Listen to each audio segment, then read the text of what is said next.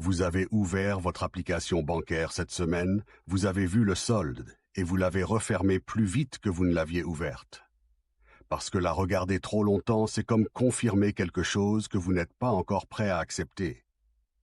Et puis, vous avez prié. Vous avez prié avec sincérité, comme vous le faites toujours.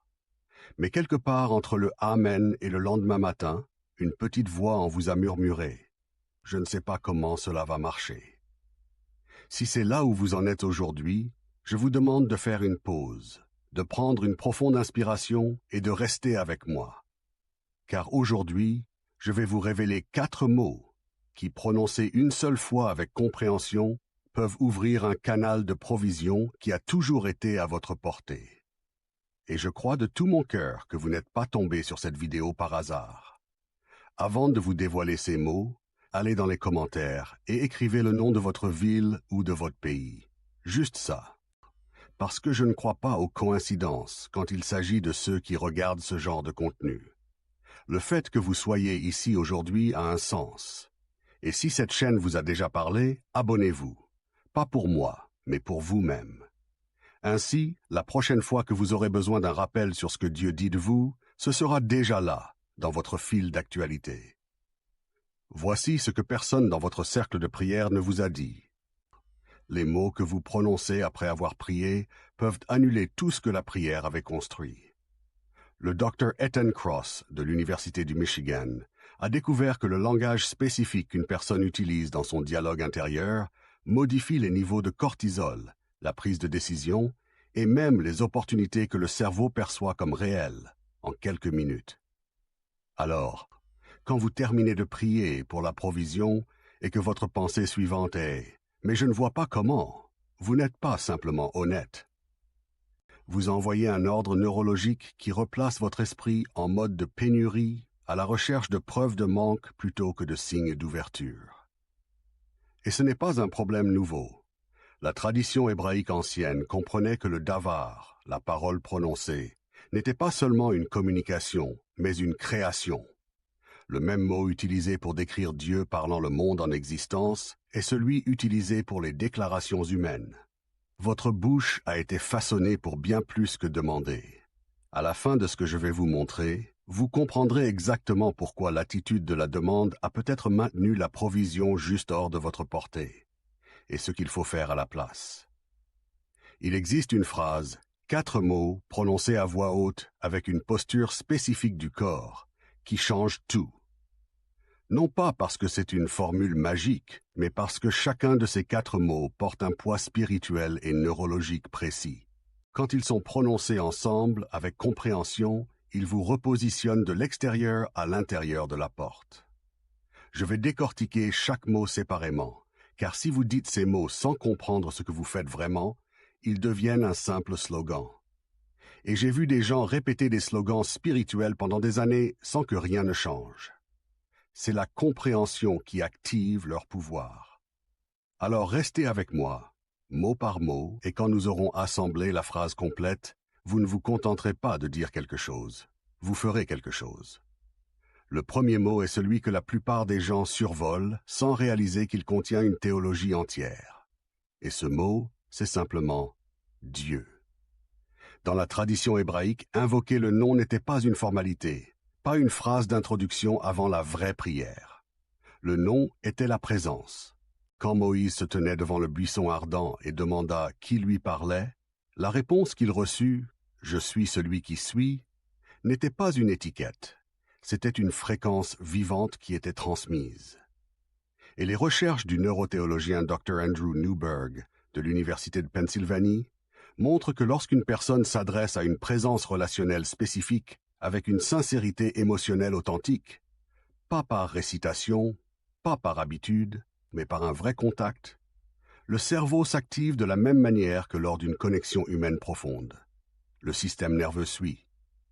Si votre cerveau enregistre « Je suis en présence d'un Père puissant et bienveillant », votre corps passe de l'état de menace à l'état de confiance.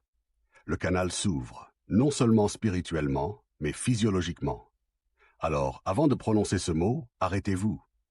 Asseyez-vous ou levez-vous. Prenez une inspiration et dites-le à voix haute, pas dans votre tête, mais avec votre voix, avec votre souffle. Car prononcer Dieu avec intention, c'est comme prendre un téléphone qui a toujours été allumé. Vous ne créez pas la connexion pour la première fois. Vous portez enfin l'appareil à votre oreille. Le mot suivant est celui que la plupart des croyants ont mal compris pendant des décennies, moi y compris pendant longtemps. Ce mot, c'est « je ». Quand Dieu s'est révélé à Moïse devant le buisson ardent, il a parlé à la première personne « je suis ». Quand Jésus a déclaré sa nature, il a commencé chaque déclaration de la même manière. Je suis le pain, je suis la lumière, je suis le chemin. La première personne est le langage de l'identité, de l'alliance, de quelqu'un qui connaît sa place à la table. Mais la plupart des gens prient à la troisième personne de leur propre vie. Seigneur, si cela te plaît. Père, si tu juges bon, Seigneur, je ne veux pas demander trop. Et ce faisant, ils se positionnent inconsciemment comme des étrangers suppliant un administrateur, plutôt que comme des enfants parlant à leur père. Quand vous dites « je » avec le dos droit et la voix ferme, vous n'êtes pas présomptueux. Vous êtes exactement ce que Dieu a fait de vous, un partenaire d'alliance, un héritier, quelqu'un qui a le droit de parler à la première personne dans cette relation. Posez votre main droite sur votre cœur en prononçant ce mot. Laissez votre corps savoir que cette déclaration vous appartient. Vient ensuite le mot qui change toute la posture de la prière, et ce mot c'est « reçois ». La plupart des gens demandent, ils supplient, ils implorent, ils mendient, et ce faisant, ils maintiennent la provision dans un futur perpétuel, toujours en approche, jamais arrivé. Mais dans Marc 11, 24, Jésus a utilisé quelque chose d'extraordinaire, le verbe grec « elabet », qui est autant aoriste. Une action passée accomplie. Il a dit à ses disciples de parler de la réception comme si elle avait déjà eu lieu. Ce n'est pas de la pensée positive. C'est une instruction précise, intégrée dans la grammaire des Écritures. Et la science comportementale confirme ce que les Écritures ont encodé il y a des siècles. Quand une personne déclare au présent actif « je reçois », le système d'activation réticulaire du cerveau commence à chercher dans l'environnement des preuves cohérentes avec cette déclaration. Vous commencez à remarquer les portes ouvertes que vous filtriez auparavant. La provision ne change pas, c'est votre perception qui change. Et la perception est là où commence l'action. Quand vous prononcez ce mot, tournez vos paumes vers le ciel, mains ouvertes. Ce n'est pas du théâtre. Les mains ouvertes sont le geste universel de la réceptivité, présent dans toutes les grandes traditions spirituelles. Laissez vos mains exprimer ce que votre bouche déclare. Si vous êtes toujours avec moi, si quelque chose en vous a dit oui à ce que vous avez entendu, allez dans les commentaires maintenant et écrivez un seul mot, « reçois ». Pas comme un commentaire, mais comme une déclaration, comme un signal que vous n'êtes plus en mode de supplication. Vous êtes en mode de réception. Le dernier mot est celui qui donne à toute la phrase son ampleur spirituelle, et c'est le plus petit des quatre. La plupart des déclarations échouent parce que les gens essayent de spécifier le mode de livraison. Ils disent « Seigneur, fais que j'obtienne ce contrat précis » ou « Père, fais que cette chose spécifique arrive ». Et ce faisant, ils enferment un Dieu infini dans une boîte de taille humaine. Le mot cela désigne la provision sans la nommer. Il dit « Quelle que soit la forme que cela prendra en arrivant, l'appel inattendu, la dette annulée, l'idée qui devient revenu, la porte dont j'ignorais même l'existence. J'ai déjà dit oui. » C'est la confiance en la créativité divine. Et quand vous le prononcez, fermez les yeux une seconde. Pas pour visualiser un montant, mais pour ressentir l'émotion d'avoir reçu, le soulagement, la gratitude, ce souffle spécifique qui libère un fardeau. Cette seconde d'émotion ressentie est le sceau de la déclaration. Avant de vous révéler ces 4 mots ensemble, je veux vous parler de quelqu'un. Elle s'appelait Margaret. Elle avait 67 ans, était veuve depuis 3 ans et avait découvert après la mort de son mari qu'il y avait des dettes dont elle ignorait l'existence. Elle priait chaque matin avec foi, avec sincérité, mais un soir, elle a confié à sa fille que ses prières lui donnaient l'impression de rebondir sur le plafond. Elle avait commencé à les terminer par « si c'est ta volonté », non par humilité mais par autoprotection, pour se prémunir contre la déception. Un matin, sa petite fille, âgée de 11 ans, lui a rendu visite et l'a trouvée assise à la table de la cuisine, les yeux fermés. L'enfant lui a demandé ce qu'elle faisait. Margaret a répondu « J'attends le Seigneur ».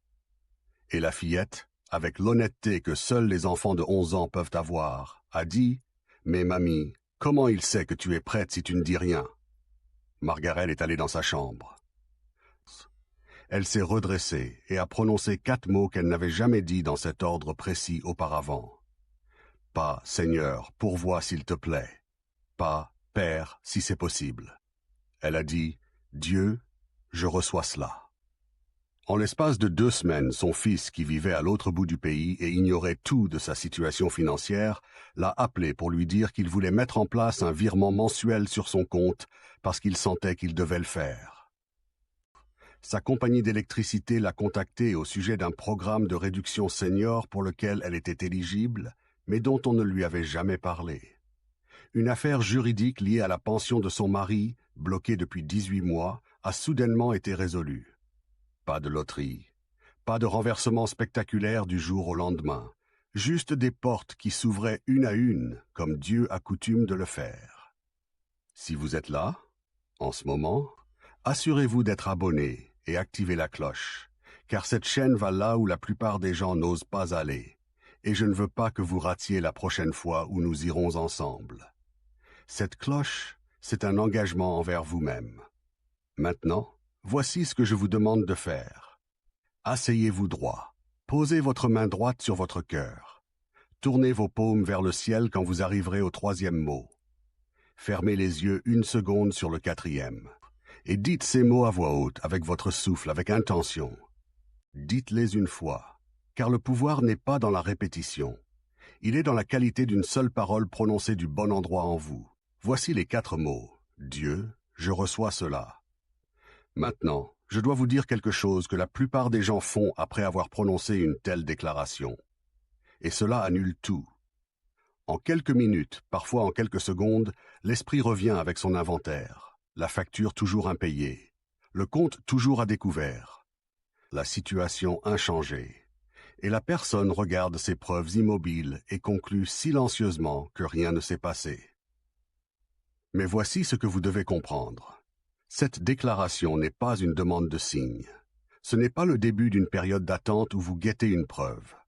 Dès que vous retournez chercher des preuves de manque, vous êtes sorti du mode de réception pour revenir en mode de pénurie. On ne peut pas recevoir les mains fermées. Et l'anxiété, c'est des mains fermées. Ce que vous faites dans les heures qui suivent ces mots est aussi important que les mots eux-mêmes. Non pas parce que vous méritez la provision, mais parce que l'attitude d'un receveur est celle de quelqu'un qui a déjà dit oui et vit en conséquence. Traversez le reste de votre journée comme quelqu'un qui a passé commande et fait confiance au cuisinier. L'assiette est en route. Vous n'avez pas besoin de vérifier toutes les 5 minutes. Vous êtes arrivé ici avec le poids de quelqu'un qui demande depuis longtemps. Et aujourd'hui, vous avez changé de posture. Vous avez appris que vos mots ne sont pas une décoration, que le nom que vous invoquez ouvre un vrai canal, que le « je » que vous prononcez porte l'autorité de l'alliance, que recevoir est une attitude, pas un vœu, et que cela est assez large pour laisser Dieu exprimer sa créativité dans la réponse. Ce n'est pas une petite chose à emporter après une seule séance. Y a-t-il quelqu'un dans votre vie qui traverse actuellement un hiver financier? Quelqu'un qui porte un fardeau sans vous en parler? Qui prie encore, mais commence à se demander si la provision de Dieu est pour les autres et pas pour lui? Envoyez-lui ce message. Non pas parce que vous pensez qu'il a besoin d'être réparé, mais parce que vous l'aimez assez pour dire « J'ai trouvé quelque chose qui m'a aidé, et je veux que cela t'aide aussi. » Soyez le messager. Quelqu'un vous a conduit ici aujourd'hui. À vous maintenant de transmettre. Quand vous devenez un canal, vous devenez un conduit. La provision ne circule jamais dans une seule direction. Avant de partir, allez une dernière fois dans les commentaires et écrivez cette déclaration exactement comme je vous la donne, car ces mots ont du poids. Dieu, je reçois ma provision. Toutes les portes s'ouvrent maintenant. Amen. Écrivez-le. Ne vous contentez pas d'y penser. Écrivez-le. Car quelque chose se passe quand vos mains bougent en accord avec votre foi. Et chaque personne qui tape ces mots scelle ce que ce temps ensemble a commencé. Vous êtes venu ici en portant quelque chose. Dieu sait exactement à quoi cela ressemble dans votre vie. Et aujourd'hui, vous avez cessé de demander pour commencer à recevoir. Allez, écrivez votre déclaration, puis vivez comme si la porte était déjà ouverte, parce que je crois qu'elle l'est.